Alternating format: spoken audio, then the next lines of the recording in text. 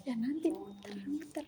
Saya kira apa yang dilakukan oleh Prabowo sebagai presiden, tentunya apakah reshuffle ini sebuah kebutuhan atau tidak, ini tentunya itu kebutuhan kabinet, kebutuhan pemerintahan untuk ingin memperbaiki tata kelola pemerintahan ke depan lebih baik lagi. Tapi juga tidak lepas dari strategi politik, kepentingan politik juga pemerintahan punya memiliki kepentingan politik. Saya kira seperti itu. Ada beberapa nama-nama menteri juga yang diganti yang di reshuffle begitu Prof. Seperti misalnya posisi Menteri Keuangan. Nah, mengapa menurut Prof sendiri mengapa posisi Menteri Keuangan ini dianggap perlu diganti pada reshuffle kali ini? Pertama, saya kira Presiden Prabowo melihat Menteri Keuangan era terdahulu, Ibu Sri Mulyani ini. Sebenarnya kalau saya melihat, Ibu Sri Mulyani itu orang cerdas, orang pintar. Tapi dalam kapasitas, dalam konteks itu, Ibu Sri Mulyani seolah-olah dalam konteks stagnan politik saat ini, dia bukan tidak mampu, tapi memang itulah cara pandang Presiden bisa melihat konteks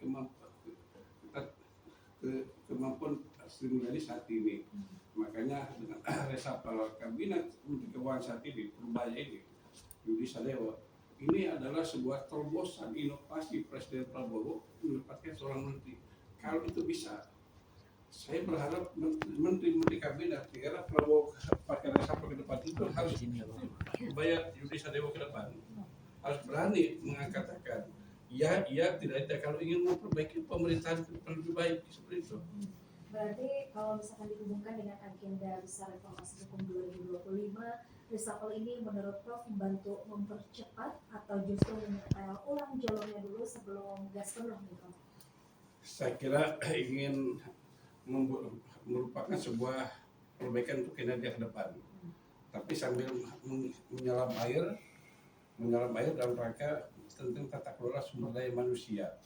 Kan perlu digali itu hal akar rumput permasalahan karakter pribadi manusia itu harus digali. Siapa yang bisa melihat itu adalah hanya presiden. Tentunya yang bisa menilai kabinet itu siapapun, tidak ada yang lain, hanya Prabowo yang menilainya.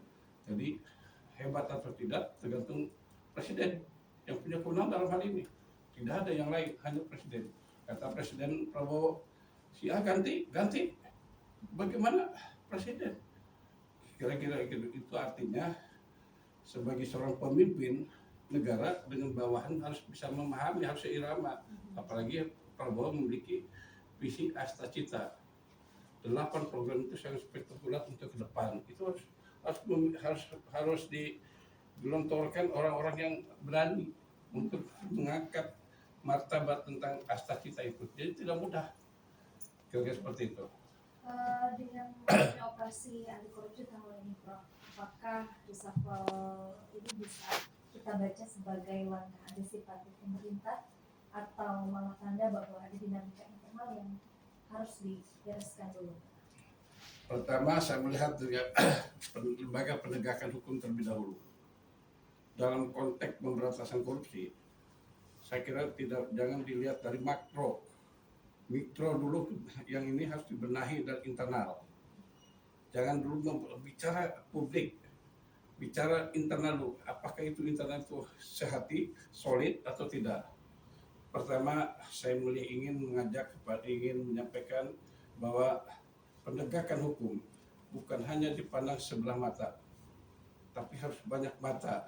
Mata siapa? Semua orang publik tahu di era keterbukaan informasi publik. Undang-Undang 14 2008 sangat terbuka, masyarakat sangat melek sekali. Seolah-olah penegakan hukum ada apa di balik itu. Padahal penegakan hukum saat ini cukup tajam semua, baik ke atas maupun ke bawah. Salah satu contoh, banyak